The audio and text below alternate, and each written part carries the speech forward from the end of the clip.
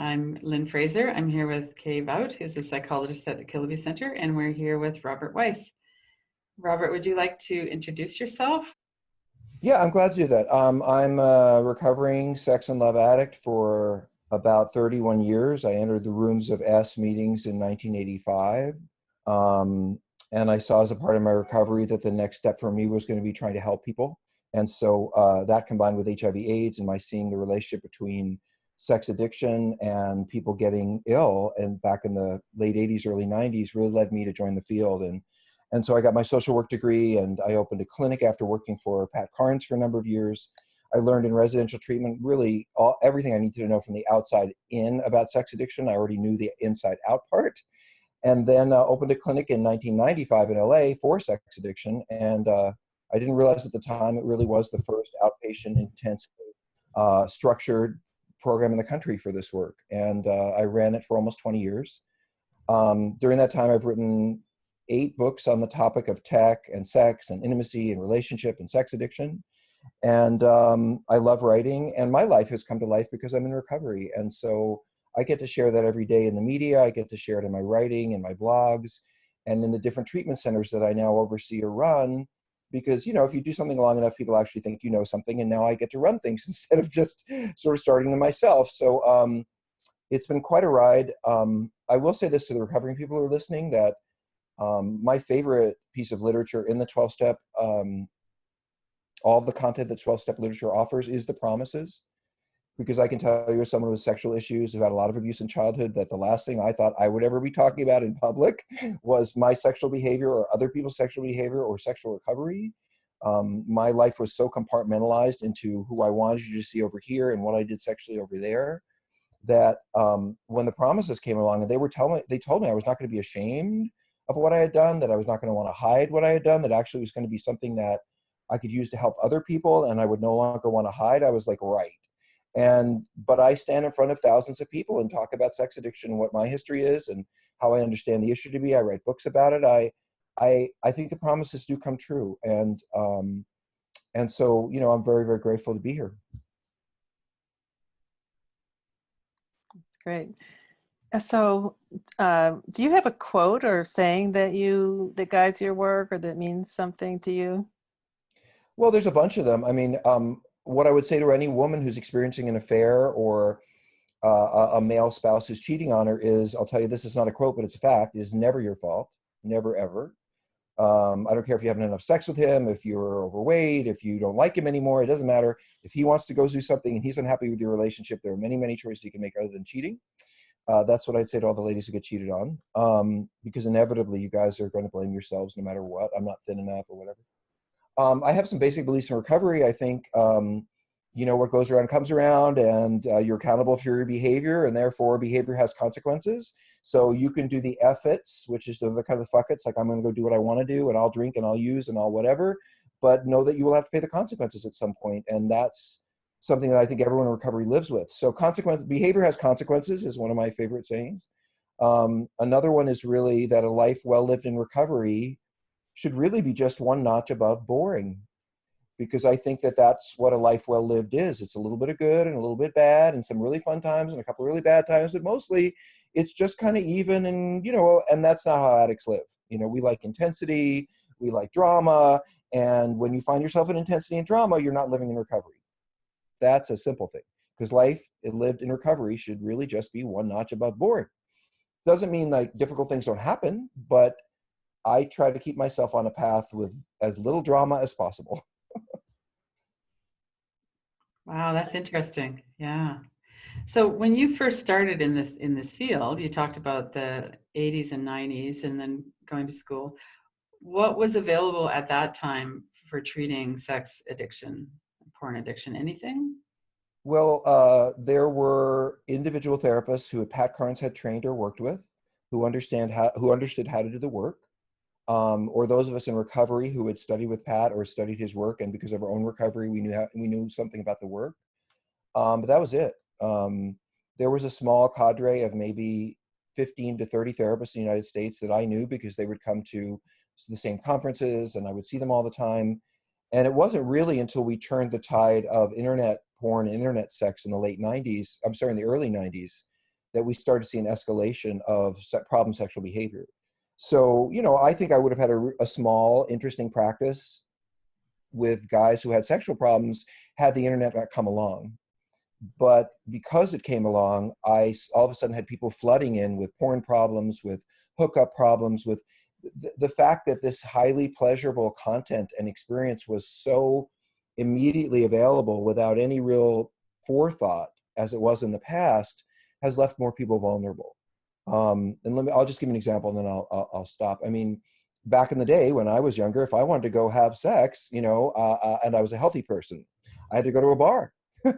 And I would go to a bar and I'd put on a cheap shirt and some bad cologne. I'd look around to see if anybody looked back at me and gave me some vibe, and maybe we'd start talking, and maybe we had something in common and maybe we didn't. And maybe my best friend who knew I was dating someone else saw me in the bar and said, what do you, now what I do if I want to have sex, I just pick up my phone and I click on my favorite app, or have a date, And so for those who struggle with impulse disorders, who seek to dissociate or space out or get into pleasurable intensity of any form rather than dealing or those of us who don't have the ability to deal with what's in front of us. And so we turn to pleasure and distraction as a source of making ourselves feel better or not feeling anything at all. When the internet came along, it just escalated the problem because so many more people had immediate access. If I wanted to look at porn in the 80s, I had to go to some icky place under a bridge that had sticky floors and spend money that I didn't have to buy stuff that half the time I had to return because it was a video and they were expensive.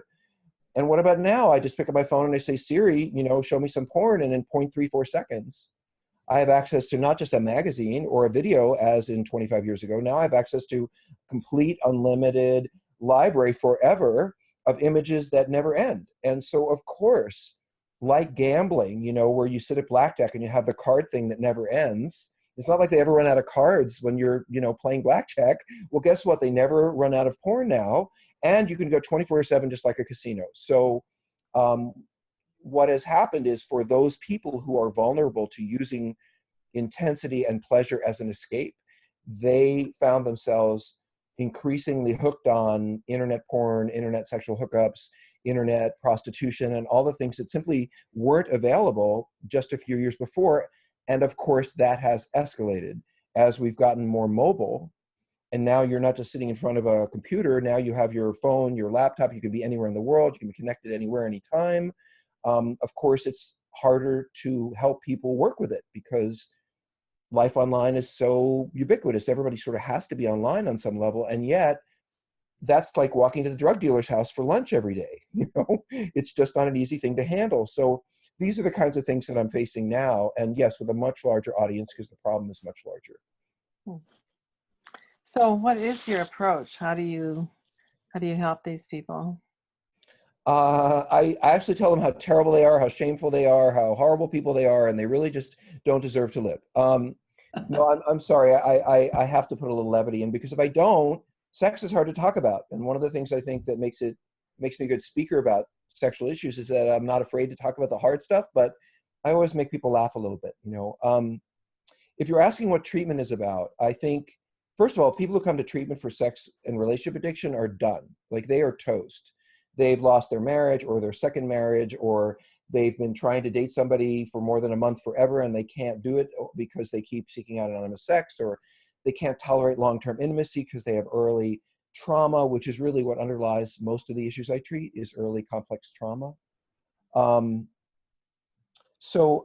What treatment is taking that person who comes in to see me or to one of our programs who is saying to me, hey, Rob, and really what they're saying is, I'm not sure I want to stop the sexual behavior, but I do want to get my wife off my back, or I do want to stop losing jobs, or, what every addict wants when they go to treatment. They want their consequences to go away. And my job while they're in treatment is to begin to explore how sexual they've been and where they've been sexual and how they've been sexual and what their entire sexual life has been, not in a shaming way at all, but to simply put it on paper. Hey, let's look at what you did and what you've done. Now let's look at your life. You're married, you have kids, you're a gay guy, you have a relationship, and how you want to live your life and how you've chosen to live your life based on your values and your beliefs and who you are. How do those things match up? And how has your sexual history led you astray from wanting to be in that relationship or wanting to pursue that degree, but you're too busy looking at porn to study? How has the casual sex interfered with your having more long-term committed gay or lesbian relationship, whatever the issue is that they want their goal in life, kids, family, education, or something in work, we're going to take a look at how their sexual behavior has interfered with or violated really their goals and beliefs for their life. And the thing about being an addict, as you well know, is you're really not in the moment thinking about all of your behavior, all of your history. You're only thinking about what you just got into or just got out of. So treatment is a lot about looking at, well, I know that porn is a problem for you, but let's look at all your sexual life. Or I know that having affairs is a problem for you, but let's look at porn, let's look at hookups, and we often find there's a lot of behavior there, and that there's a lot more than has been going on than what simply brought them into treatment. And once we lay that out, then they often move into shame. Oh my God, how could I do this? This isn't who I wanted to be. I've destroyed my life. I'm sleazy, I'm pervert, all that stuff. And that's my job to rush in as a therapist and say, no, it's not who you are, it's what happened to you.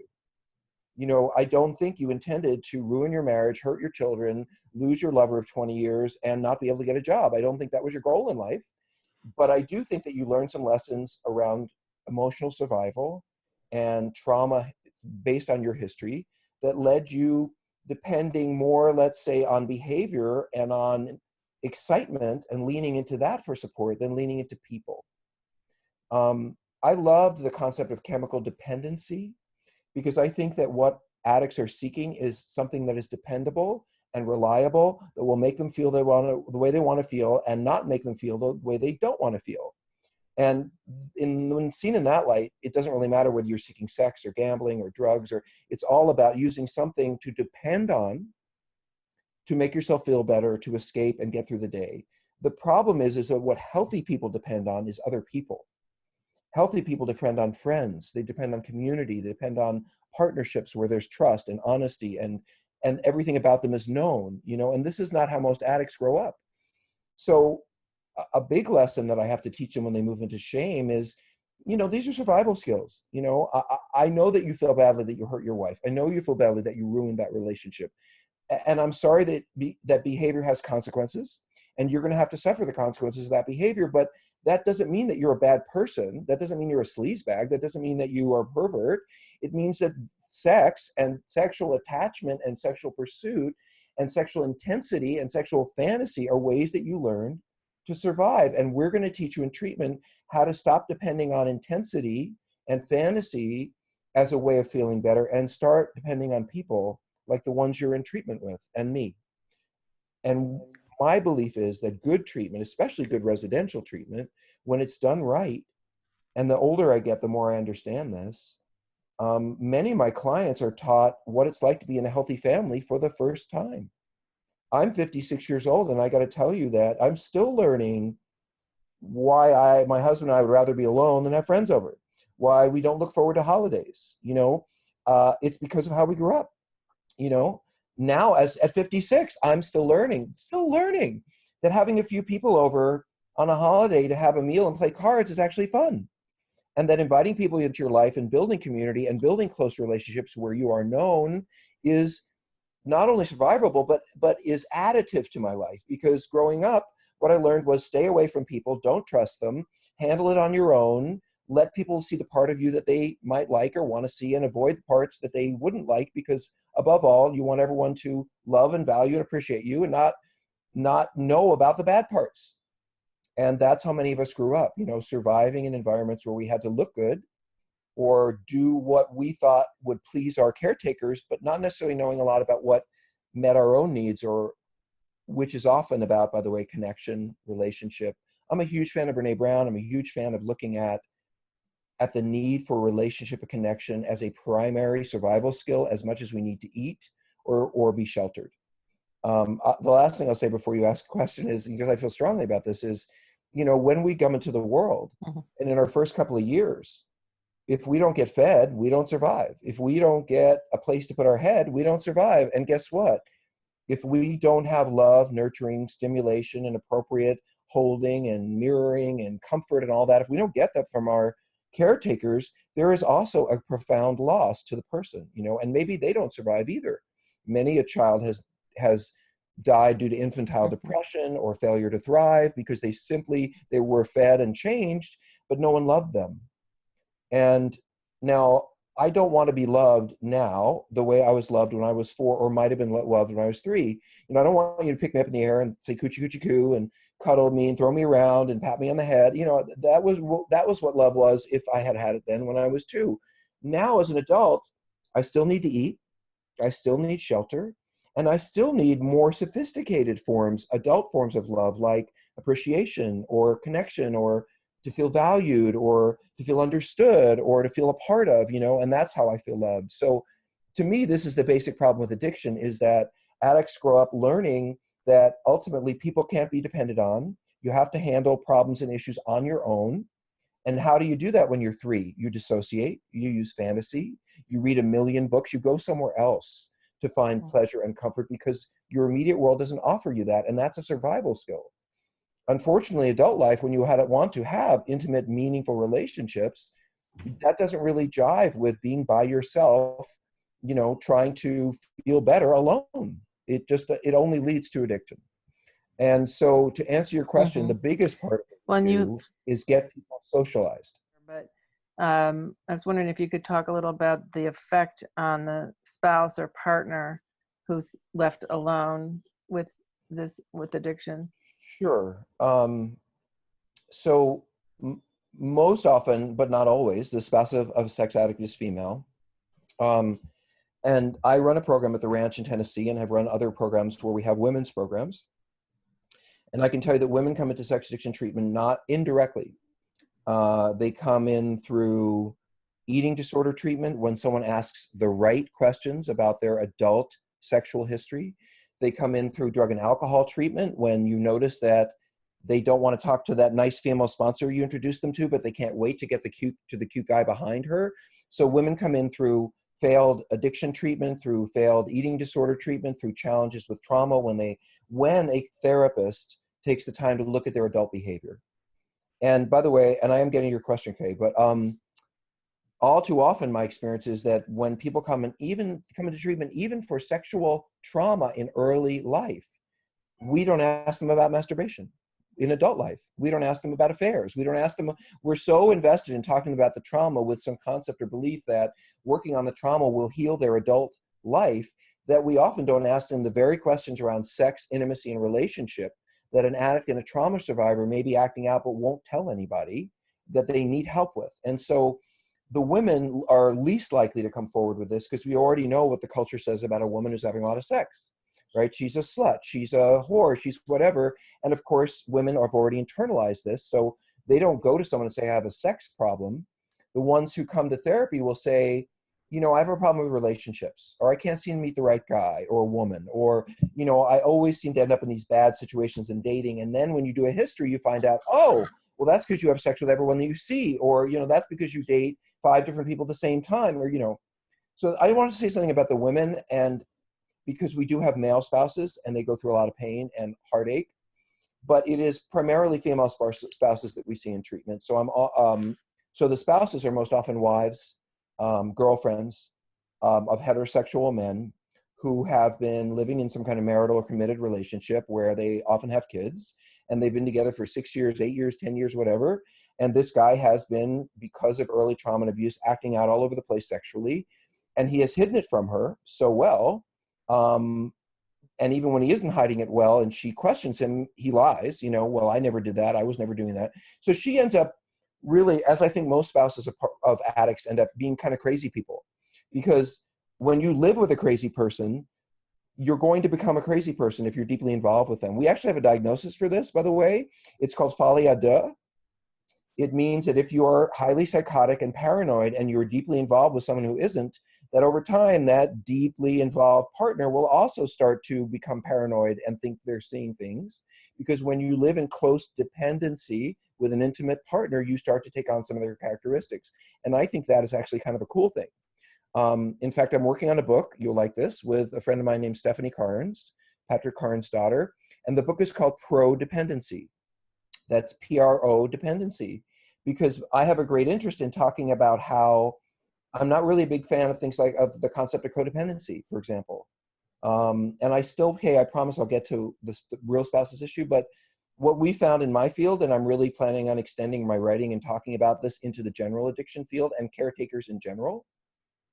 I don't understand why when, let's say, a wife of 8 years, her, she's been a frog in the boiling water, her husband only drank a little bit or she only knew about a little bit of drinking early on. And then by the time they're 8 years in and have 2 kids, he's a solid drunk. And she's, counting bottles and, trying to make excuses to his boss and working double time to cover everything he's not doing at home and worried sick about him for years. When he finally gets sober, we turn to her and we say, well, let's talk about your problem. Let's talk about your family history, why you married this person, why did you exhaust yourself? How about love? Like, who wouldn't, if you love your family and you love your family members and you're committed to their health and welfare, who wouldn't give yourself up in order to make sure that they thrived? Even if that means letting your own life fall apart. That's, I think, healthy love. If your partner had cancer, if they had, a profound heart condition, you would work double time to make sure they were cared for and the home, and everyone would say, good for you. But somehow when you do that, when it's an alcoholic or a drug addict or some other kind of addict, someone says, oh dear, you're codependent, you're enabling, you're Al-Anon, and I just don't like that. So one of the things I'm working to do is say, whether codependency exists or not, it's a later term issue. In the beginning, when someone comes in and they've been living with an addict, especially a sex addict, but any addict, I'll tell you what they need and what they don't. They don't need to talk about their family history. They don't need to talk about their history with this addict in terms of their behavior or their history, because the minute you start talking to a partner of an addict about them, they who are already thinking, God, isn't there something I could have done to make this better? Now you've told them, oh yeah, if we look at your family history and your history with your husband or wife, we can absolutely see all the problems and mistakes that you've made and all your problems. And then, and by the way, that's called codependency and you need to go to Al-Anon, blah, blah, blah. And guess what? They never come back. We have lots of problems with spouses of addicts getting them into treatment. And as therapists, we often say, oh, those spouses, they're so difficult. They just want to point a finger at the person who did this to them and get them fixed. And I think that's an excuse on the part of therapists who have not done a really good job of being invitational and supportive to spouses who are hurting, who have poured their life on the line to try to help somebody or a family survive, and they're exhausted and they're overwhelmed. And a part of them feels like they haven't done a good enough job or it would have been fixed. And what we need to do is love them, support them, thank them for their hard work, help them understand that they have been victimized in this situation.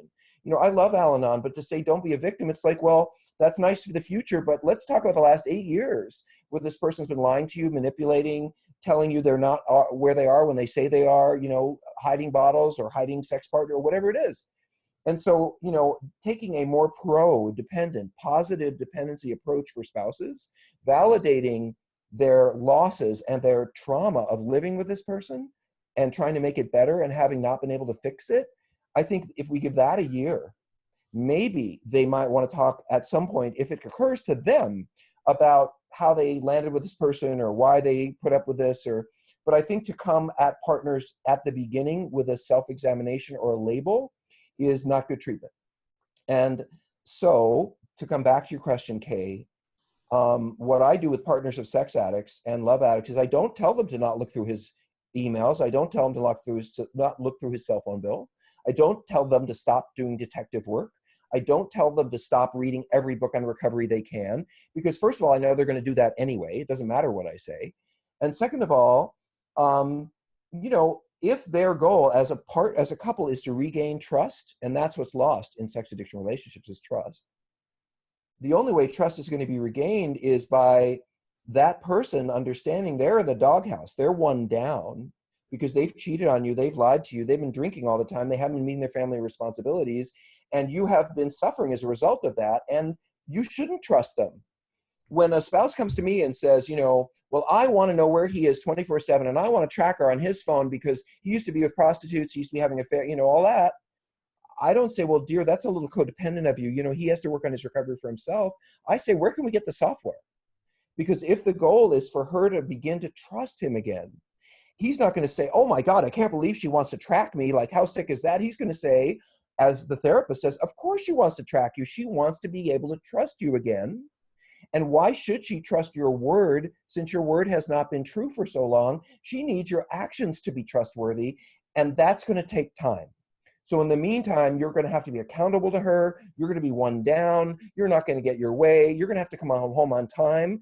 And I just wrote a book about this, which is by the way, I have to say to your folks, a fabulous book on women who've been cheated on and on men who've cheated on their women. And it's called Out of the Doghouse. And it is literally a book explaining to women and validating, to your question, Kay, that they have every right to be furious. They have every right to not trust. And when that guy comes back to her and says after 90 days, are you going to get over it? I mean, come on, give me a break. You've been angry for months. And she says, well, hold on a second. You were cheating for 6 years and I'm supposed to not be angry after 90 days? That doesn't add up. As a therapist, my job is to support her and say, you be as angry as you need to be, just don't hit him, and don't make any threats that you aren't going to carry through on, like say you're going to leave when you're not. But other than that, you can be angry, you can kick him out, you can go sleep in the other, whatever you need to do to feel safe and to begin to grow trust again. So the big answer to your question is that I have a much larger vision for what the partners of addicts need than to be told to look at themselves. I think they need a lot of validation for having supported and loved their family, for having had the hope, for having held out the hope that things will get better for the whole family. That's what we do as therapists. We hold hope for people who are hopeless. Well, that spouse has held the hope for those kids and that addict, alcoholic, that things are going to get better. And so I'm not going to call them names. I'm going to validate them, support them. And I think spouses of addicts, most of all it's kind of like they've been hit by a truck. Once the person goes into treatment or once they find out what's been going on, especially with sex addicts, and they suddenly realize, oh my God, he was having an affair when we were on a honeymoon. He was sleeping with my best friend. And the last thing they need is investigation or blame. They're horrified. Their whole life has been turned upside down. Their hopes for the future, their thoughts about who their partner was and what they shared, that's all demolished when that guy says, well, yeah, I did have 3 affairs and I have seen a few it's gone. And what's gone is trust. So for that man who has been drinking or using or sexual acting out or gambling with family money, the answer for you is to be non-defensive, to own that your behavior has consequences, which will, I promise, go on far longer than you want them to.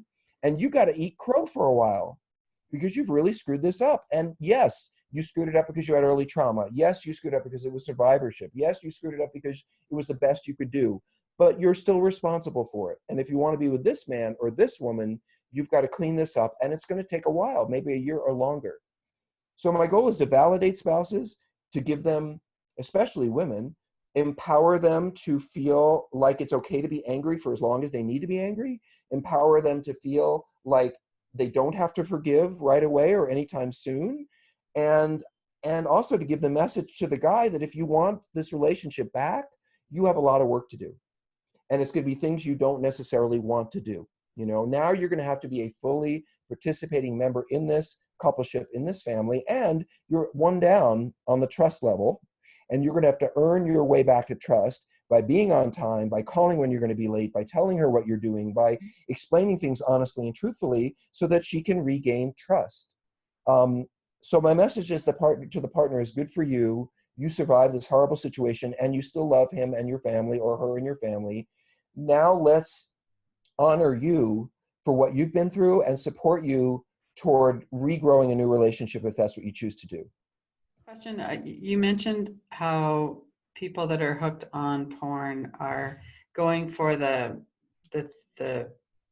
thrill, that there's a chemical reaction in the brain, there's the dopamine, there's the excitement, all of that stuff. Mm-hmm.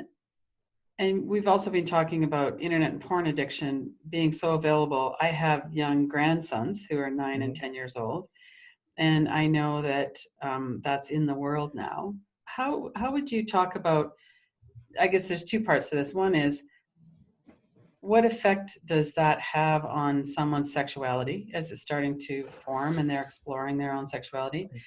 And then the second part of it is, and then how do you actually treat someone who's addicted to that kind of mental brain stimulation? This is a great question because I've been doing sex addiction treatment, and of course I am myself a sex addict. I've been looking at this issue and dealing with adults with this issue for almost 30 years. But in the last 6 or 8, really since social media has started to really roll out in about 2007, 8, we have a new population. And I'm not sure that I can call them sex addicts because we don't have enough research. what I can say is that they have what I would call them is porn dependent. Meaning, so here, let me explain the difference. To me, a sex addict is someone who had early trauma around intimacy, relationship, attachment, sexuality, family life. They learned there wasn't anyone to depend on except themselves. They used fantasy as a means of dissociation and survival. Maybe they were sexualized in some way through covert or overt incest or something that went on in their world that they never told their parent about because it wasn't safe. And so they're sexualized at an early age, and they have a lot of early trauma, and they don't have a lot of trust in people. And so they turn to highly intensive sexual behavior and romantic behavior to try to feel a sense of connection when everything they learned growing up tells them connection is scary and will hurt you. But what we know is that without connection, you don't survive as a human, you don't do well. So that's the challenge for an addict, is I need to depend on people, and I need to depend on relationships, and I need to depend on care and trust and love, but I don't trust the people who might give it to me. And that's a client I've been seeing for 25 years. That's the person I am. I mean, I had a mentally ill parent, and my mother was psychotic and bipolar from the time I was 2.5 or 3. She was in and out of hospitals.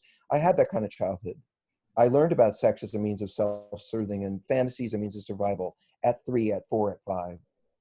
But now we're talking about a different population. We're talking about a population that maybe didn't have that childhood. Maybe they grew up in a reasonably healthy family. Maybe they grew up in a reasonably healthy environment, but maybe they're a little shy, or they have a few social issues or whatever.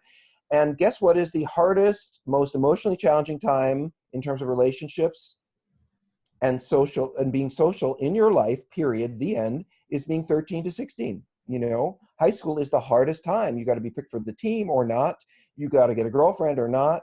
By the way, there's a fabulous and very painful but amazing series about teen suicide called 13 Reasons Why on HBO. And you watch this young woman who's already passed away. She's already committed suicide. She created a series of tapes explaining to each person who hurt her in high school, who led her to make that decision. There's a tape about each one of them, and there's 13 tapes, and that's why it's called the 13 Reasons Why. And to watch someone go through the world of being a teen today, or even when we were teens, it's just hard. And kids are mean, you know, they're clicking, they're weaning each other out, they're in power struggles. That's part of being a teen, is that a pecking order, that figuring yourself out, all of that. Mm-hmm. What if you're not up for that? What if you don't know how to do that? What if you're not good at that?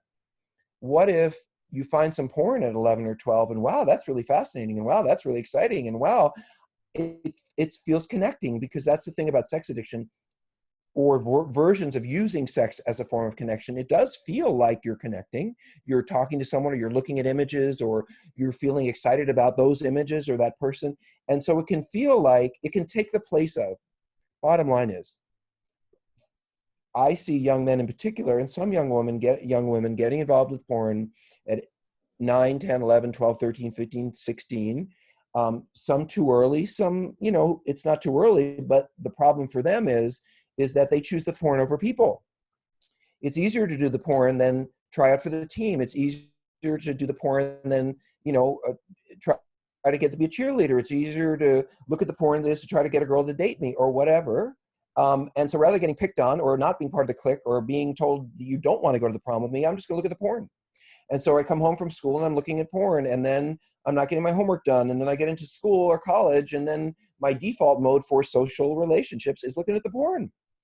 And so what I think we have is a small percentage of our young people who have opted out of building intimate social relationships for whatever reason. Maybe it's their issues, maybe it's the environment they're in, who knows. And, you know, they start that at 13, and all of a sudden they're 23.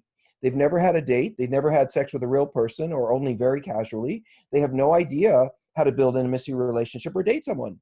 But they sure know how to look at porn. And by the way, the men who have these issues have been looking at that porn for 5 years, starting at 17, and now they're 22. They don't even get erections when they have sex with a young man or woman their age, because they are so hyper-stimulated, what I would call dependent on the high level of stimulation that the porn provides, that just being with a person not only is anxiety producing, but it's not stimulating enough for them to get an erection or get aroused. And so these people have learned by the time they're 22 that the only thing that turns them on is porn. And those people look like a sex addict, right? Because they're not dating, they're not really with people, they're just using the porn or webcam kind of situations to be sexual, and yet their life is not progressing because they're not dating, they're not doing well in school, they're not doing well in their first job because their default for support and stimulation and comfort is porn. However, unlike your traditional sex addict, my experience is if you take the porn away from that 15 or 16 or 8, well, if you take the porn away from that 22-year-old who's coming with a problem, and you say, you're not going to be looking at porn anymore, and we're going to commit to that, but you are, and we're going to commit to this too, going to have to join that baseball team at work. You're going to have to go join that speed dating club, you know, and actually meet people to date. And I get them out, push them literally, like a good parent, out into the social world. They start liking that because now they're old enough and secure enough in some ways that they're not, you know, they're not 15. They're not as vulnerable even, and they find that they like being on the team, or they like dating, or they like making friends. And what's interesting to me about that population is they don't put the porn aside and start seeing sex workers. They don't put the porn aside and start having affairs. That was what a traditional sex addict would be. If I told a traditional sex addict, someone who has early complex trauma, to put down the porn, they would just pick up some other form of sexual stimulation. They would start, you know, doing something else. But these young men and women are not, it seems to me they're more dependent. The porn is their go-to place when they're uncomfortable, but they have matured developmentally. They have solid attachment. So they can bond and build relationship, and they're not as tied to returning to the sexual behavior because their needs start getting met in real life. This, what I would call porn-dependent population, we don't have any research. I mean, we barely have any information about them or research. So, you know, I am very cautious about wanting to call them sex addicts, because my experience of a sex addict is someone who, you know, when you tell them to put this down, they don't just start getting better. You know, they need a lot of intensive work about socialization, about trauma, about isolation, about triggers. They really are addicts. But these like 16, 15, 14, these people who picked up porn in their mid to late teens, and all of a sudden that's all they've had since they were 16, and now they're 22. I think that a lot of them are much more intact and able to carry on their lives with good instruction and boundaries. And if I found one of them wasn't, I might begin to say, well, maybe they do have early childhood experiences, and maybe we need to look more closely at that.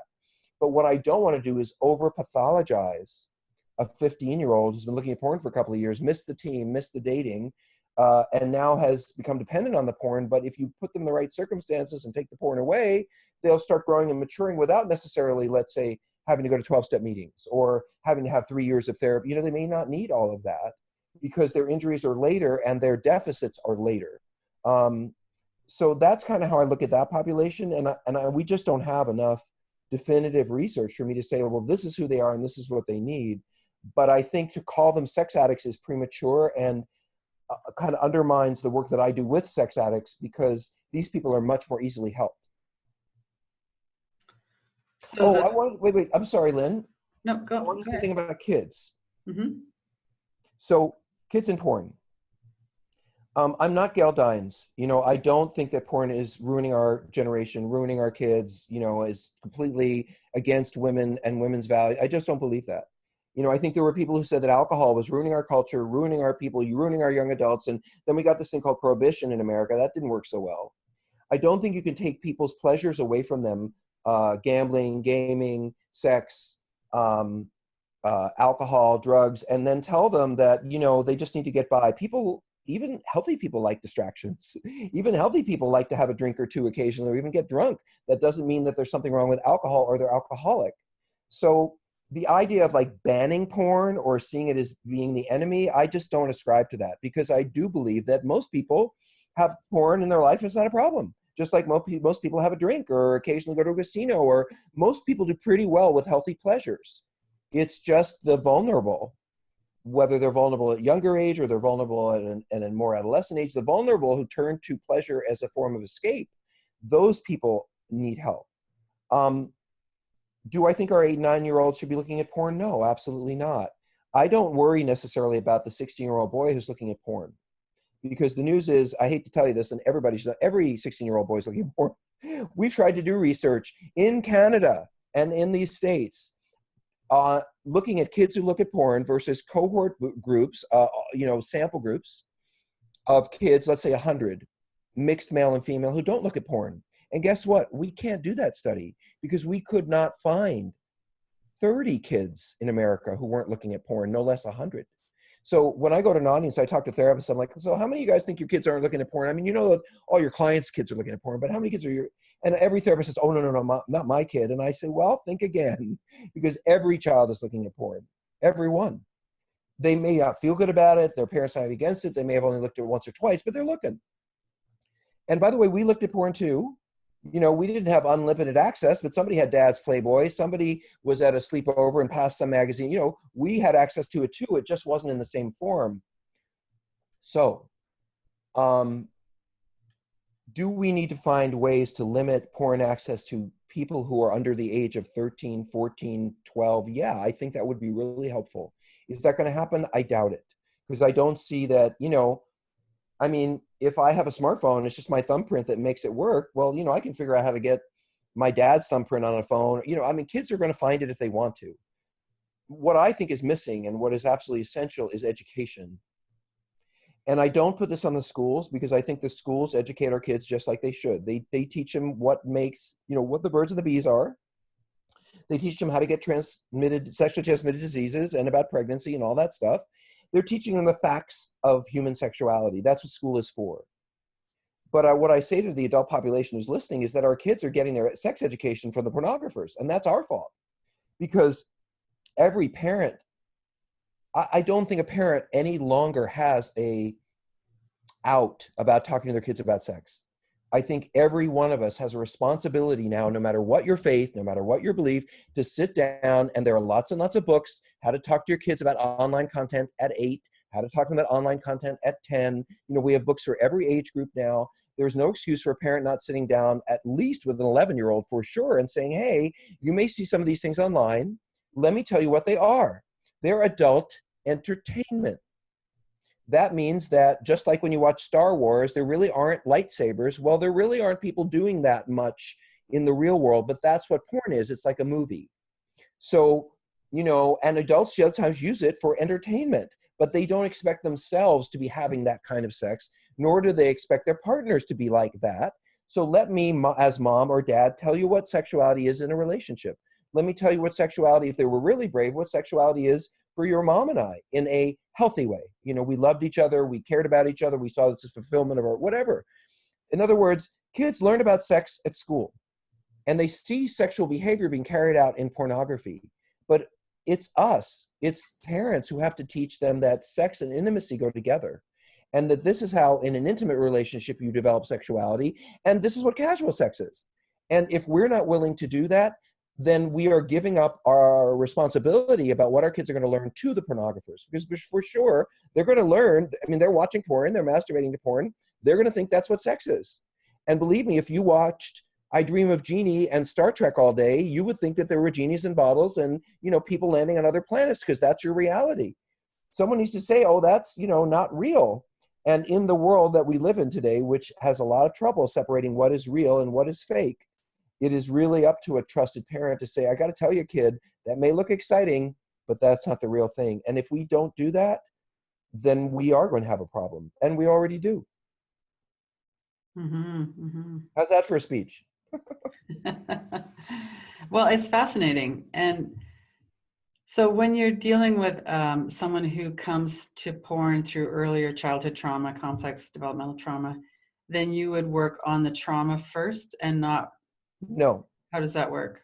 No. There's a great statement that I wish they had taught me in graduate school. I wish I could tattoo it on the forehead of every therapist backwards so they see it in the mirror in the morning. And this is the statement for every therapist who's watching. Behavioral problems require, capital R, require, behavioral forms of treatment and intervention.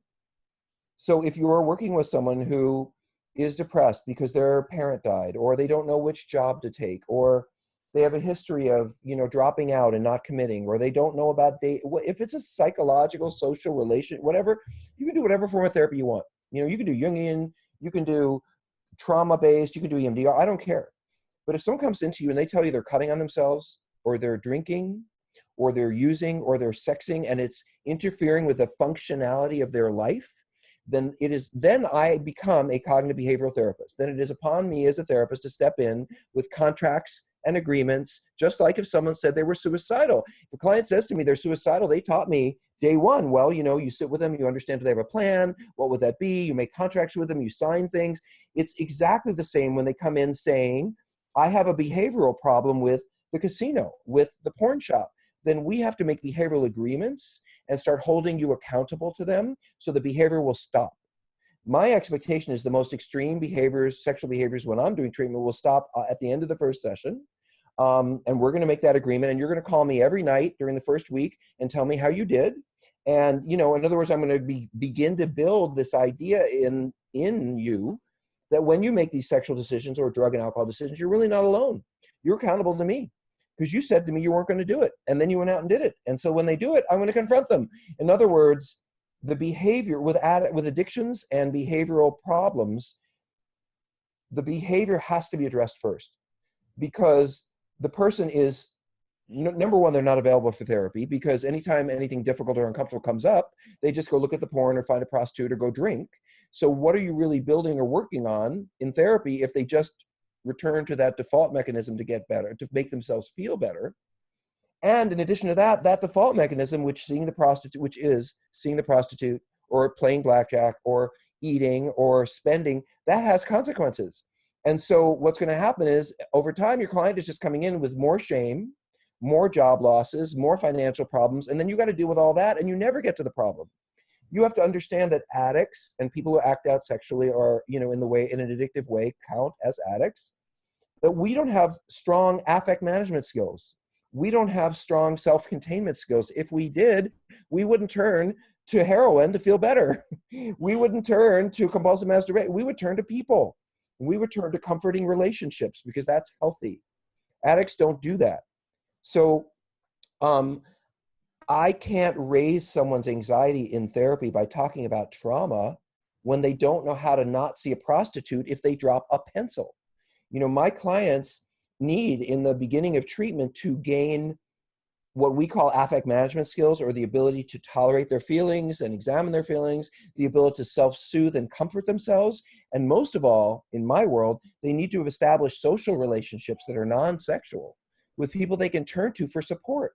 So I know as the client gains what I would call ego strength or a stronger sense of themselves, and they gain distance from the behavior, whether it's drinking, using, sexing, whatever it is, and they grow their social support around not doing it, then they start coming in and being more stable. Then they come in and they say, I know a client's ready to do trauma work, for example, when they come in and they say, you know what, I felt like going through that red light district on Thursday, and instead I called my sponsor and I drove the other way.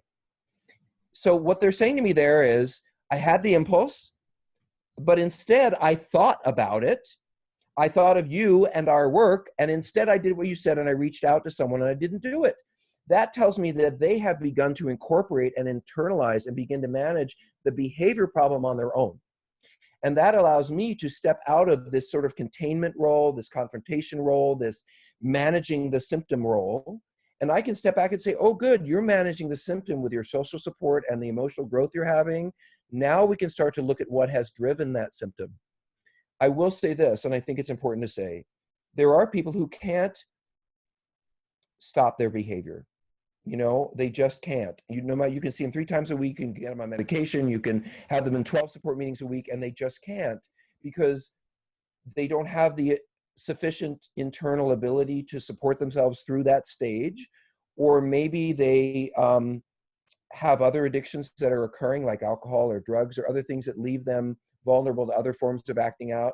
When I have someone who has multiple addictions and I can't get them to stop, and I've used all the tools at my disposal, which is more sessions, evaluating for medication, going to more support groups, getting more homework, checking in with me more often. I only have so many things that I can do to help someone outpatient.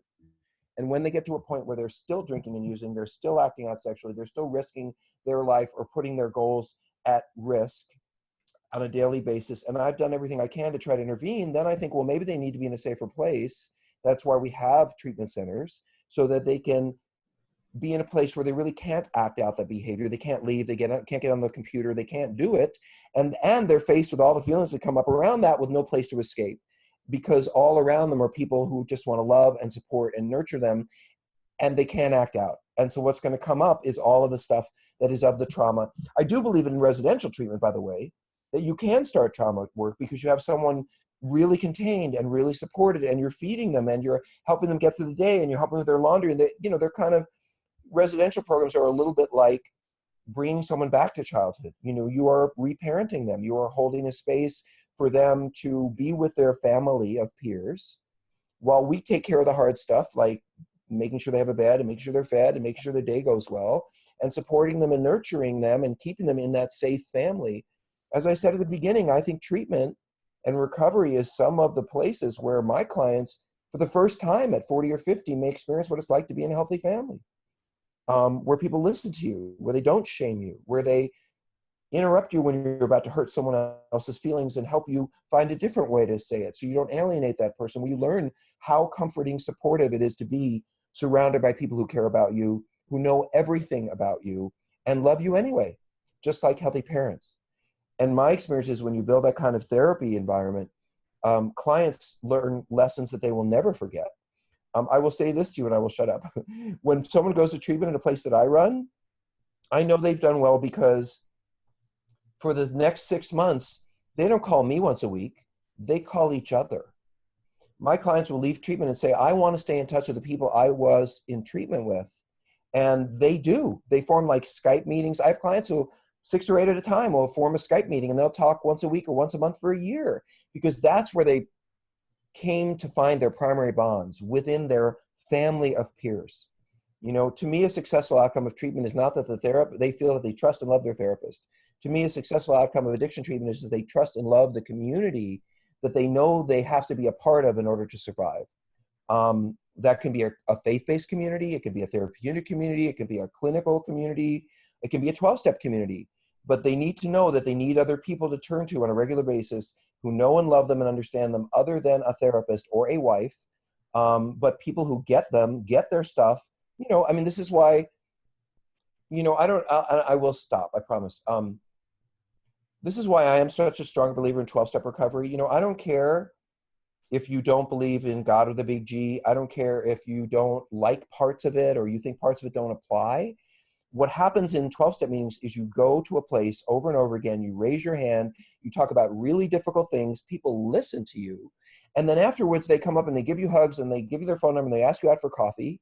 And basically you get the opposite experience you got growing up, which is it's good to talk about my problems. And when I do, people embrace me and they support me. That lesson needs to be in real time learned over and over and over again, because when an addict is reduced by stress or difficult circumstances to to being vulnerable, as any emotionally challenged person is when they're under stress, they're going to revert to their behavior unless they have those people around and they keep those people around that they can comfortably reach out to for support. Rather than depending on the substance or the behavior, they will depend on people. So no, I don't do trauma work in the early stages, but I do want to know enough about their trauma to be able to say, right, so you're not a bad person. So you're not, you didn't mean to hurt your spouse. You didn't mean to ruin your life. But because of the things that happened to you, you ended up making choices that aren't healthy ones for you in your adult life. I want the trauma to do shame reduction in the beginning so I can help say this happened to you and that's why you're like this, but not to explore in a deep way, because in the beginning they don't have the tools or the ability to tolerate that. Mm-hmm. Mm-hmm. At least with sex addicts. So what's your sense of, you've worked with a lot of people, what's your sense of what it is that some people recover and go into recovery and some people don't? Mm. Do you have a sense of around willingness or readiness or? Sure.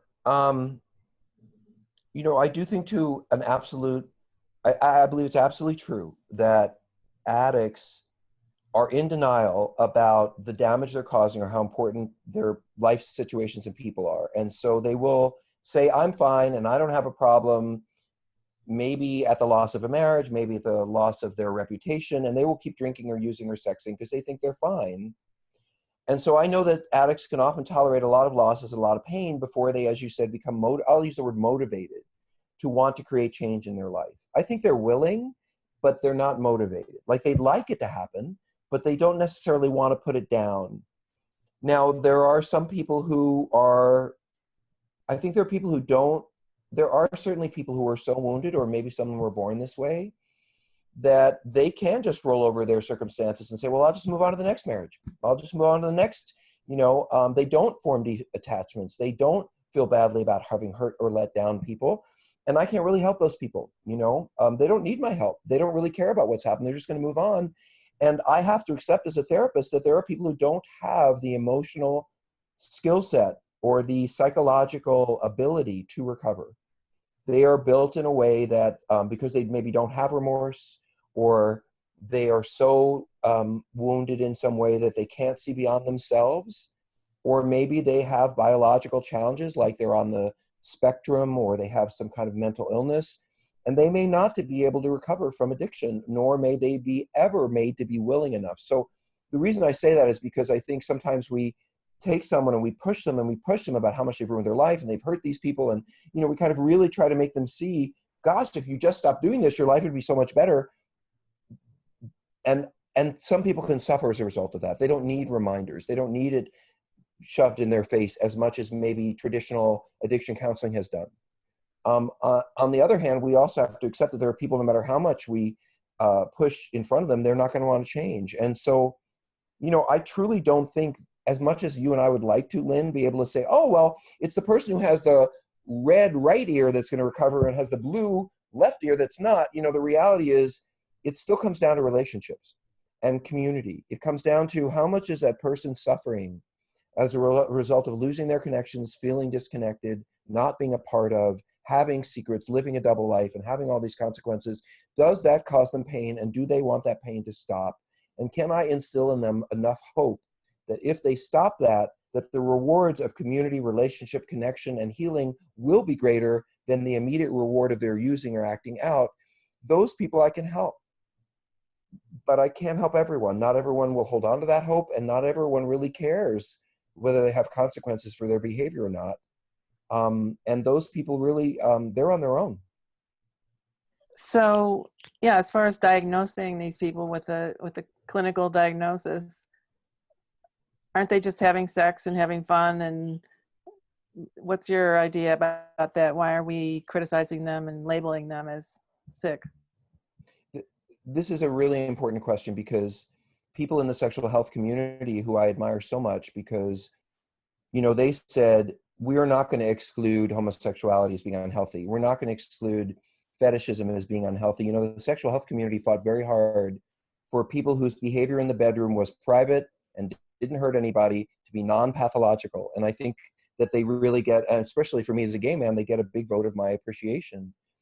But when sexual health becomes exclusive, and you start to say, but those people can't be sex addicts, or those people can't have a problem, then your work at expanding the field starts to work against you. Because while some in the sexual health community might say, well, any kind of consensual sex that someone has and they choose to have is perfectly fine. And if it hurts their relationship or it hurts well, that's their choice, And because I have an addiction background, I think, and a trauma background, I think to myself, well, that sounds right, but I know so many sexual trauma survivors who have become sex workers, and they're not particularly happy being prostitutes, or they may be very defensive about their being prostitutes, but they did it maybe because it was an easy way for them to survive, and they didn't mind having the sex they were having with these people or being paid because of what happened to them in an early age.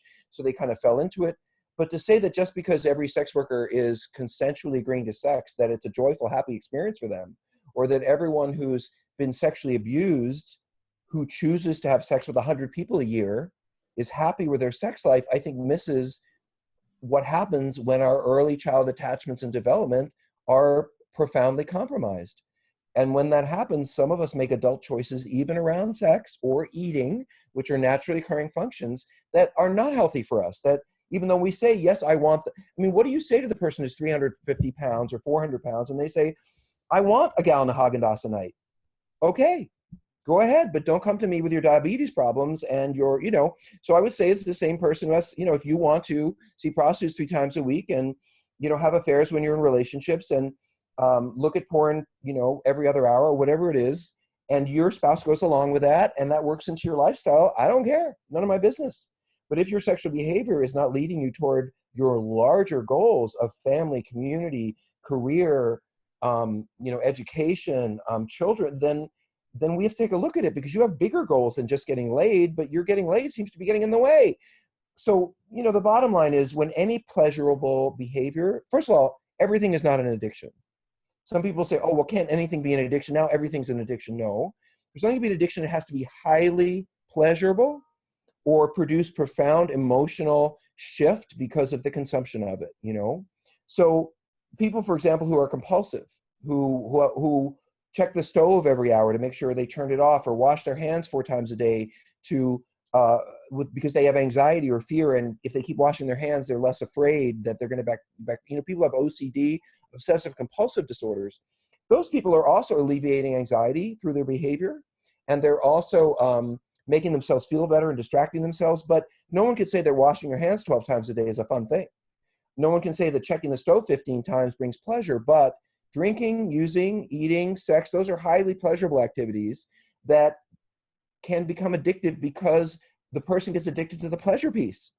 But the consequences of all the rest of it are much greater. And so, I disagree with the concept that everyone who has a sexual experience with another consensual person or with themselves is necessarily doing something sexually that is good for them, or that they will feel good about later, or that they really feel good about in the long run, even though it is consensual. In particular, those people who have trauma and abuse in their history, who make decisions that ultimately aren't good for them, but it's what they do because it's what they learned and what they know from a very dysfunctional environment growing up, and they don't know any better. So in that way, they're kind of like emotional kids. I wouldn't say to a 14-year-old, sure, go see as many prostitutes as you want, and look at as much porn as you want, because I would be concerned about their life. And I know that someone may be a president of the United States, or a highly functioning professional, or a doctor, or a fireman, and they may be able to carry out their life, but their life is deeply diminished because of their emotional challenges. They may be intellectually intact, but emotionally vulnerable. And that emotional vulnerability will bring down their intellectual ability. In other words, intellect is great until you get emotionally empty, and then it goes out the window. And you're going to drink and you're going to use, because even though you know better, you're going to do your behavior because you're trying to fix something emotionally that can't be fixed by thinking. Yeah. Hope that was helpful, Kay. Thank you. Yeah, that's excellent. So Lynn, any roundup questions? You guys have any final? Yeah, so the question that we're interested in for people who are watching or listening in particular is, if you've got someone who's getting in touch with the fact that they have a problem, they have an addiction around sex or porn, or maybe they know somebody who does.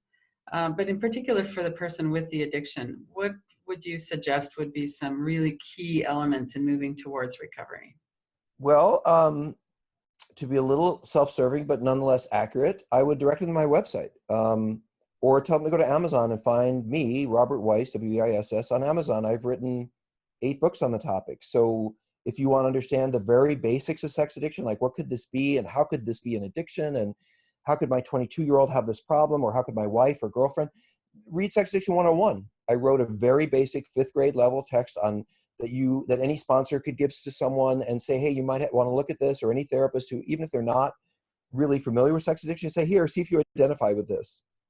And what's your website? What's your website address? Oh, my website is Robert Weiss, my name, MSW, which is my degree, .com. So it's ROBERT WEISS MSW.com.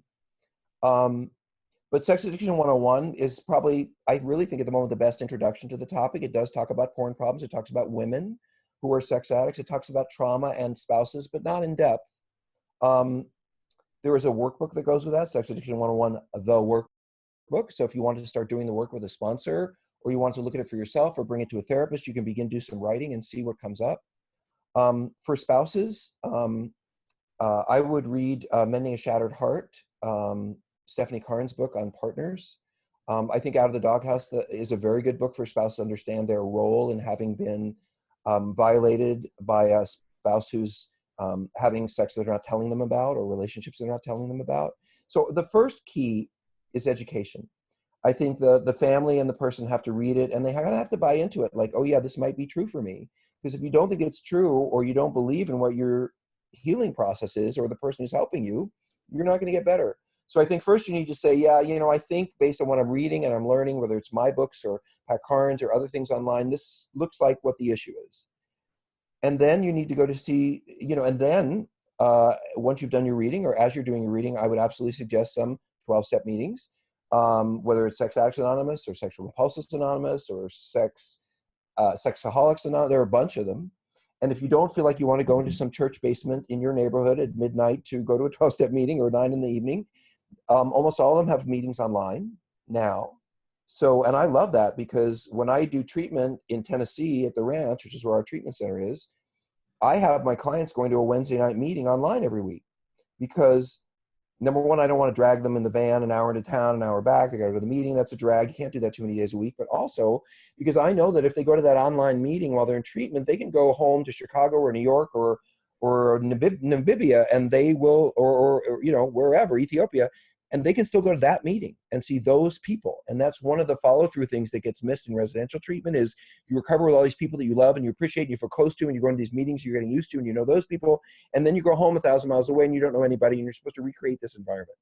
So I think the idea of seeking out and finding online support, every Friday night, California time at 6 o'clock, I'm on a site called intherooms.com, and I can't recommend it highly enough.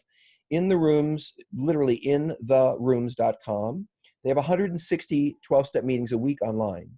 So AANACAMA, 12-step sexual recovery, gambling, it's all there. And you can sit there and not even show your face. You can be a black screen and have a fake name, but you can listen to what people are saying. And you can hear how they're talking about it, and you can hear how that process goes. And, you know, one of the things I've noticed, I do a show about sex, love, and addiction every Friday night at 6 o'clock on In the Rooms. And anyone in the world can go online and go to In the Rooms and sign in and find me there talking and answering questions. And like this, there, instead of the 3 of us, there are often 60 to 100 people there. And they're from Dubai, and they're from Japan, and they're from India, and they're from New York. And they're saying to me, I have these sexual issues and I don't know what to do about them. And we're all talking about it. And an hour before, at 5 o'clock, California time, on In the Rooms, there's an SAA meeting. So you can find information, you can find support groups, you can find therapists.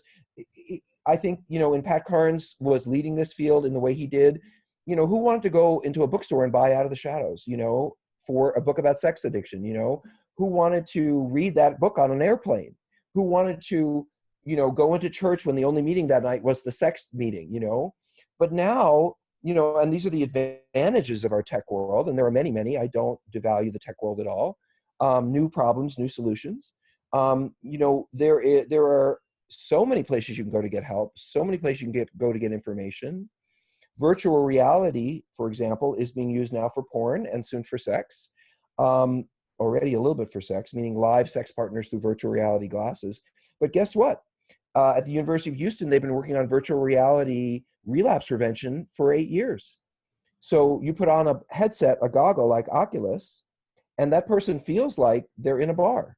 They smell the alcohol. They hear the people talking. So what virtual reality can do, yes, it can put you virtually in a sex situation. It can also put you in a virtual situation where you're in a therapist's office and you feel like you're walking to the adult bookstore, or you feel like you're in the drug dealer's house and you smell the cigarettes and all that, but you're really in your therapist's office.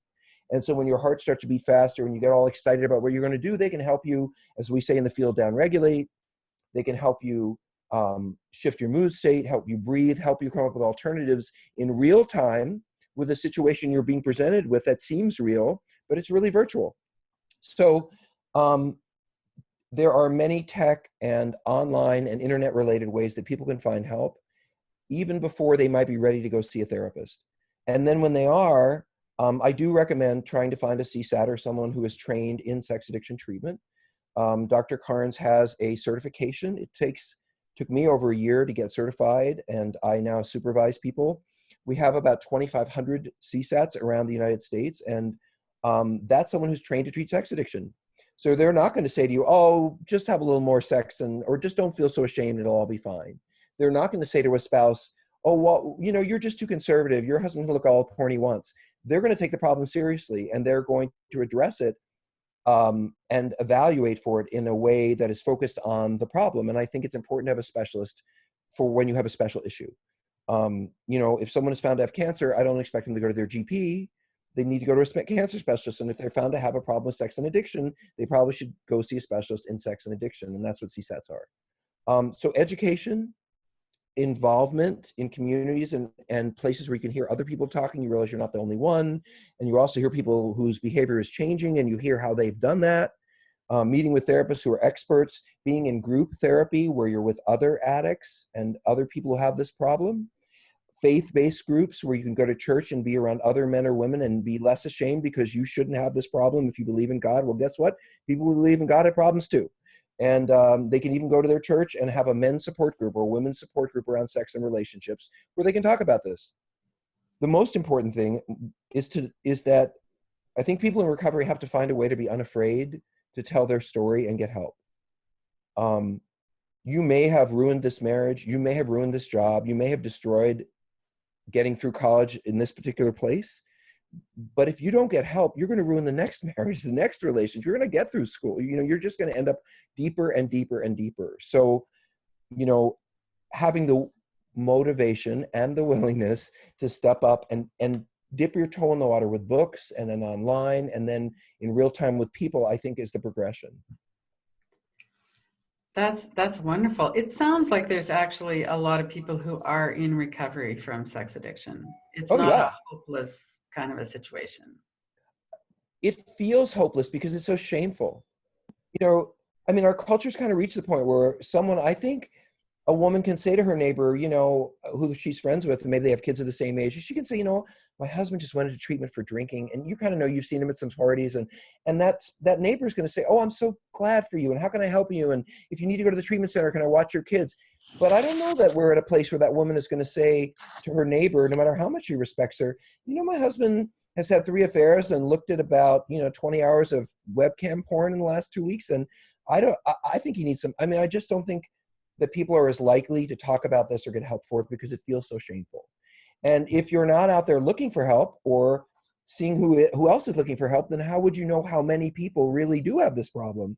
And it's funny, you know, as a sex addict, I have to say, I remember going into environments where, you know, whether it was a bathhouse or some anonymous sex place or a bookstore, whatever it was back in my day, and thinking, oh, I'm the only one with this problem. Now, there were people all around me who were having sex with strangers or doing whatever. I didn't think of them as having a problem. I felt like I was the only one, even though every time I went to these places, there were 50 people or 100 people or whatever it was, all doing this crazy sexual stuff.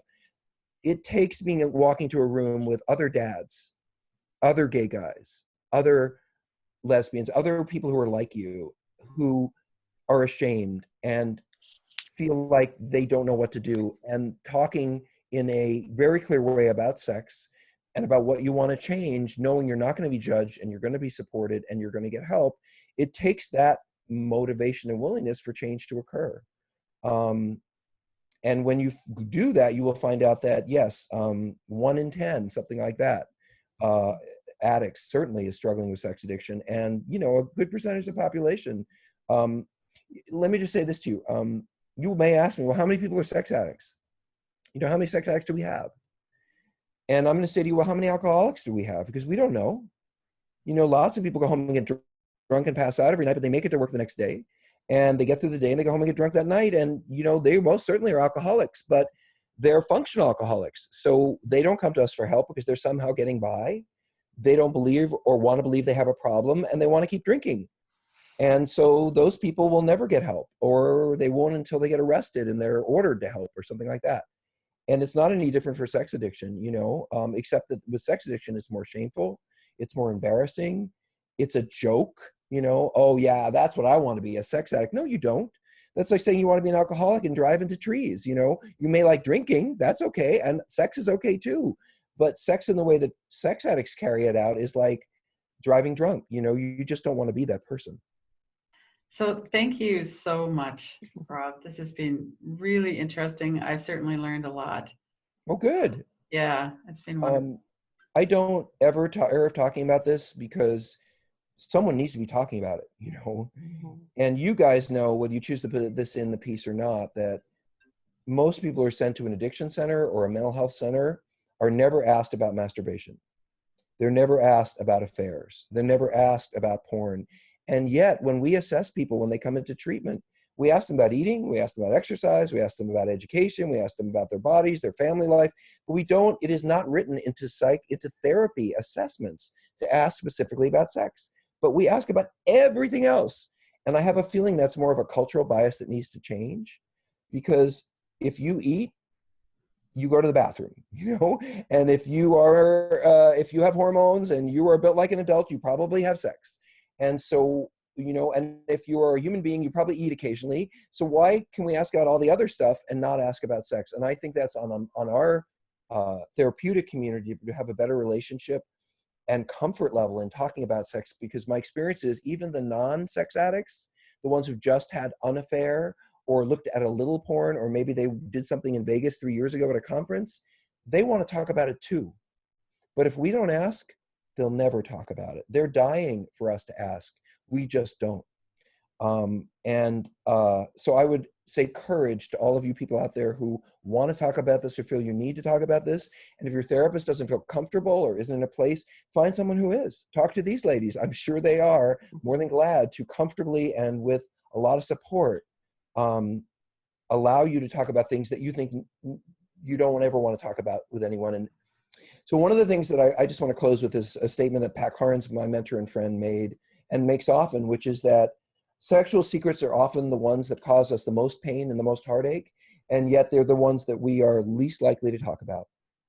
And I think it takes the right therapist and a courageous treatment environment to say, there's nothing we can't talk about here. You know, that we're human beings. We poop, we eat, we have sex, and all of it could be good or some of it could be problematic. And we got to talk about all of it, because good therapists and good addiction people understand that it isn't just one thing in your life that's causing the problem. It's your whole life that's the problem. And we've got to look at all of it, including sex and love, in order to make sure that you stay well, no matter what the issue is. And with that, I just want to say, what a pleasure to have you guys let me ramble at you for all this time. And I would appreciate if you can make available maybe my website or some of the S meetings websites, or in the rooms or places where people can, when they see this, they can actually go to your site or whatever and click and say, okay, I saw that here. I want to get more information or help. Go to KillibyCenter.com, Radical Recovery Summit, to see the full schedule of speakers and to register to watch these free online September 23rd and 24th in the Radical Recovery Summit 2017.